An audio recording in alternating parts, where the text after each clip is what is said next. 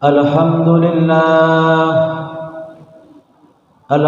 لله الذي جعل هذا البلد آمنا فقد قال الله تعالى في كتابه الكريم نعوذ بالله من الشيطان الرجيم وأطيعوا الله ورسوله فلا تنازعوا وتفشلوا فتذهب ريحكم فاصبروا إن الله مع الصابرين.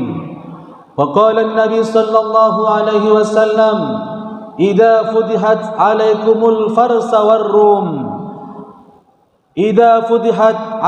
الفرس والروم فأي قوم أنتم فنقول كما أمرنا الله صدق الله العظيم وصدق رسوله الكريم ونحن على ذلك من الشاهدين والشاكرين والحمد لله رب العالمين. Jamaah sidang salat Jumat yang dimuliakan Allah Subhanahu wa taala. Di bulan ini kita sama-sama diberikan kesempatan sama Allah Subhanahu wa taala untuk menikmati hari kemerdekaan Republik Indonesia yang ke-78, di mana semaraknya, gegap gempitanya, bahkan euforianya, semua menunjukkan rasa kegembiraannya atas hadiah, atas berkat rahmat Allah itu, sehingga kita semua sebagai bangsa Indonesia merayakan hari kemerdekaan Republik Indonesia. Maka jamaah yang dimuliakan Allah Subhanahu wa taala, sebagai orang-orang yang cerdas yang Nabi isyaratkan melalui hadisnya, al-kaisu man dana nafsahu wal amila lima ba'dal maut. Orang-orang yang cerdas itu, kata Nabi Muhammad sallallahu alaihi wasallam, dia adalah orang-orang yang melakukan amalan-amalan yang bermanfaat sehingga dia mempersiapkan perbuatannya itu setelah kematian. Maka artinya apa jamaah yang dimuliakan Allah? Setelah Allah berikan kemerdekaan sampai saat ini, maka apa yang kita harus tingkatkan dan harus kita buktikan kepada bangsa ini sebagai wujud mensyukuri kemerdekaan Republik Indonesia itu? Karena hari ini, momen-momen di bulan ini haruslah mengantarkan seseorang menjadi orang-orang yang tahu tentang arti sebuah perjuangan merebut kemerdekaan. Haruslah kita mengantarkan menjadi orang-orang yang tahu arti sebuah pengorbanan, bukan hanya sekedar tenaga, pikiran, bahkan nyawa sekalipun orang-orang dulu tumpahkan untuk yang namanya kemerdekaan ini. Maka tugas kita jamaah yang dimuliakan Allah Subhanahu wa taala bukan hanya sekedar menjadi makhluk yang biasa-biasa saja, melainkan kita yang pertama haruslah kita menunjukkan rasa syukur kita kepada Allah Subhanahu wa taala, kepada bangsa ini, bahwa kita tidak pernah lupa atas perjuangan para pahlawan-pahlawan atau orang tua kita dulu yang telah memperjuangkan bumi ini. Bagaimana mungkin kita hari ini bisa menikmati air kelapa kalau air kelapa itu adalah yang nanam orang tua kita dulu? Contoh simpelnya jamaah, hari ini kita bisa berdampingan hidup rukun, bisa bertoleransi, bisa melakukan aktivitas dengan mudahnya. Maka kita harus ingat bahwa ini adalah berkat perjuangan orang-orang dulu. Sehingga Nabi Muhammad sallallahu alaihi wasallam katakan, "Faman lam yashkurin nas, lam yashkurillah." Orang-orang yang tidak tahu berterima kasih kepada manusia itu, maka dia sesungguhnya dia tidak berterima kasih kepada Allah. Artinya kita harus mengingat terus jasa para pahlawan yang telah mendahului kita sebagai syuhada gugurnya itu. Maka jamaah yang dimuliakan Allah Subhanahu wa taala, hari ini kita bisa menikmati indahnya kehidupan, maka itu adalah berkat jasa para pahlawan dan orang tua kita dahulu. Maka setidaknya kita bersyukur kepada Allah Subhanahu wa taala, bukan hanya sekedar alhamdulillah hari ini masih diberikan hari kemerdekaan, tetapi lebih daripada itu, ingat kata Bung Karno bahwa kalian itu, perjuanganmu itu akan terasa sangat lebih berat, karena perjuanganku itu hanya melawan penjajah, tetapi kalian akan sangat lebih berat perjuangannya karena kalian melawan bangsamu sendiri.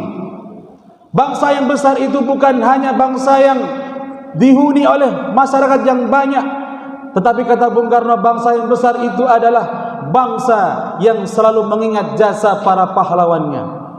Maka jamaah yang dimuliakan Allah Subhanahu wa taala, mari kita tunjukkan kepada para pendahulu kita, para pendiri-pendiri kita dahulu, sebagai makhluk, sebagai bangsa yang baik, yang selalu mendoakannya, yang selalu menebarkan pundi-pundi kebaikan.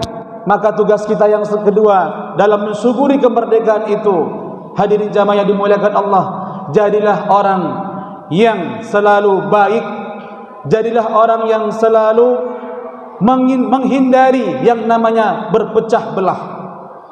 Sebagaimana Allah Subhanahu wa taala ingatkan di dalam Quran surah Al-Anfal ayat 46 itu, wa atiullaha wa rasulah fala tanaza'u, taatlah kalian kepada Allah dan Rasulnya, dan setelah itu janganlah kalian merasa berselisih, janganlah kalian berselisih, fatafshalu wa tadhhaba rihukum, karena dengan berselisih itu kalian semua akan gentar dan hilang kekuatan kalian. Itu sudah Allah ingatkan. Fasbiru, maka bersabarlah, innallaha ma'as sabirin, sesungguhnya Allah bersama orang-orang yang sabar. Artinya apa jamaah yang dimuliakan Allah Subhanahu wa taala?